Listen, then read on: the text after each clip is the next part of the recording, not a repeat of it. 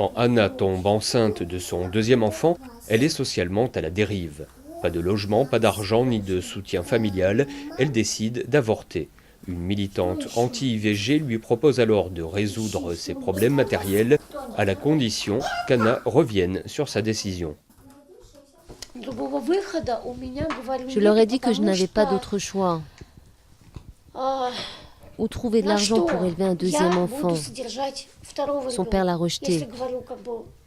Comment pouvons-nous vivre sans argent et sans logement? Où? Elle m'a répondu, Anna, attends un peu. Nous allons trouver quelque chose.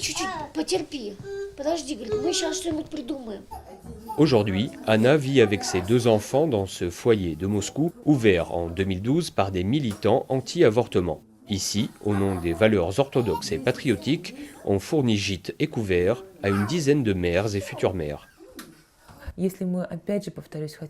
La sécurité de notre État dépend du type de population que nous avons. Si nous voulons être en mesure de défendre notre pays, nous devons restaurer les valeurs familiales traditionnelles.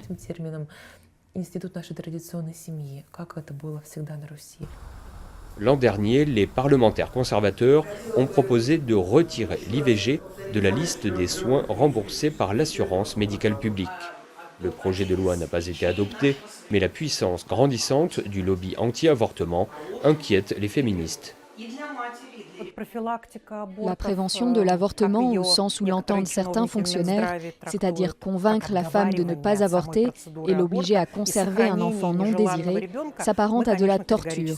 Nous sommes absolument contre. Sous l'influence de l'Église orthodoxe, le gouvernement a triplé en 3 ans le nombre de centres d'accueil anti-IVG. D'après les autorités russes, plus de 39 000 femmes seraient déjà dans le même temps revenues sur leur choix d'avorter.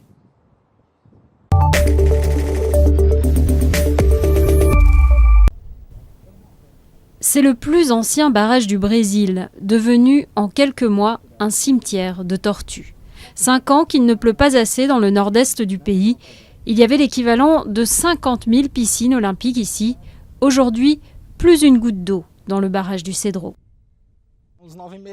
Il y a 9 mois, on faisait des randonnées ici. Il y avait encore beaucoup d'eau, beaucoup d'animaux et d'oiseaux. Lévi et ses amis sont étudiants en biologie et analysent les conséquences de la sécheresse sur la faune et la flore. Ils ont trouvé ici 439 carapaces de tortues, mais ce n'est que la partie visible du désastre écologique. Beaucoup d'animaux sont morts, des amphibiens, des mollusques, des poissons. Il y avait beaucoup de poissons ici, beaucoup d'espèces de poissons. Des dizaines de pêcheurs, comme Antonio et Francisco, ont vu leur source de revenus s'évaporer. La pêche leur permettait de doubler leur retraite d'agriculteurs, mais voilà plusieurs mois qu'ils ne sortent plus en bateau. On pêchait 30 à 40 kilos par jour, chaque pêcheur. On les vendait ici et aux alentours. Plus de poissons et plus de touristes non plus. Les rares qui viennent se promener sur ce site classé se remémorent combien le lieu était paradisiaque. C'était une bonne source de revenus pour la commune. Il y avait du tourisme et les gens pauvres venaient vendre des galettes de tapioca. Il y avait des fêtes le samedi et le dimanche. Beaucoup venaient pour apprécier à quel point c'était bon. Le barrage du Cedro est loin d'être une exception. Dans le Ceará, cet état du nord-est brésilien, en proie à la pire sécheresse de ce siècle, plus de la moitié des réservoirs d'eau sont totalement asséchés ou en voie de l'être.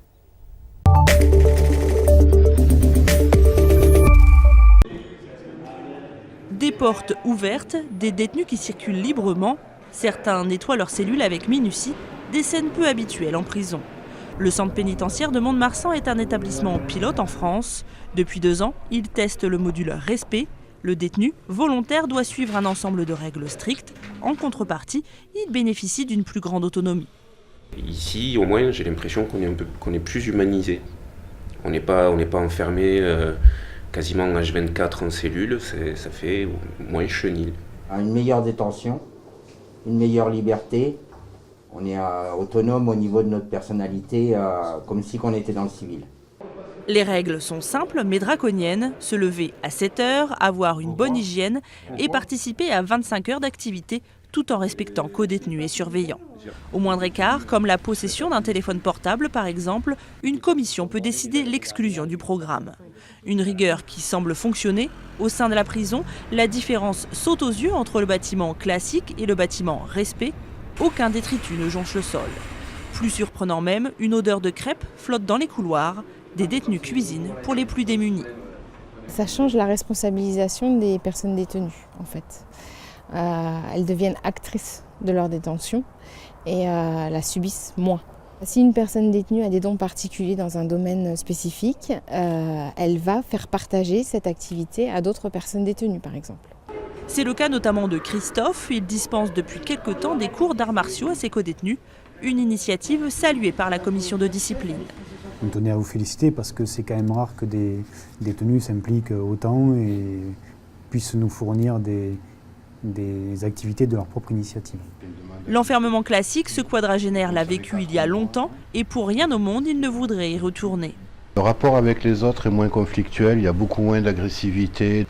L'incarcération que je vivais il y a 20 ans, même en étant gentil, en étant bien, on avait quand même des problèmes avec les autres détenus qui venaient vous chercher des noises ou vous voler ce qu'ils pouvaient. Initié en Espagne dès 2001, le module Respect a pour but d'enrayer la violence qui gangrène les prisons. Et depuis 2 ans, de l'avis des surveillants, c'est une réussite. On est passé d'un système classique où il y avait effectivement des violences en détention, qu'elles soient physiques ou verbales, à aujourd'hui pratiquement aucune violence. Les détenus gèrent eux-mêmes leurs conflits en présence du personnel. Des contrôles de cellules ont encore lieu de manière inopinée, mais les surveillants ne viennent plus la boule au ventre au travail. Leur rôle est devenu plus gratifiant. Là, c'est vraiment le côté d'accompagnement du détenu pour la sortie et pour éviter de la récidive. Là, c'est un travail complètement différent où on axe vraiment plus sur le social, sur le contact humain qu'auparavant. Aujourd'hui, 5 centres pénitentiaires en France ont adopté ce module et d'autres devraient rapidement voir le jour.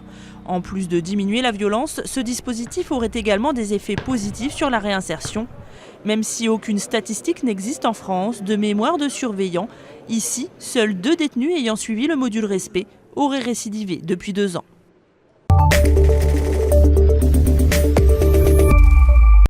Dans les îles Shetland, à quelques 200 km au nord des côtes écossaises, les années fastes de la pêche sont un lointain souvenir. Mais les pêcheurs de l'archipel espèrent aujourd'hui que le Brexit va permettre de relancer cette industrie sinistrée. Près de 56% des habitants des Shetland ont voté pour rester dans l'Union européenne en juin dernier. Les pêcheurs, eux, ont voulu larguer les amarres. Lorsque vous travaillez dans l'industrie de la pêche et que vous vous rendez à Bruxelles, vous voyez très clairement à quel point ce rêve a été corrompu par un système qui s'en fiche complètement. Si un tiers des richesses de l'archipel est généré par la pêche, l'industrie a subi l'impact des quotas imposés par Bruxelles. Et le boom de l'exploitation du pétrole en mer du Nord a drainé les jeunes travailleurs loin des chalutiers. Si l'on obtient un bon accord et une bonne sortie de l'Union européenne, nous pourrons faire en sorte que les jeunes puissent de nouveau acheter des bateaux. Le gouvernement britannique assure que le Brexit va permettre la mise en place de quotas plus justes, tout en assurant la pérennité des stocks de poissons. Mais les pêcheurs écossais sont méfiants. Ils n'ont pas oublié que lors de l'entrée dans l'Europe, Londres n'excluait pas en secret de sacrifier leur profession.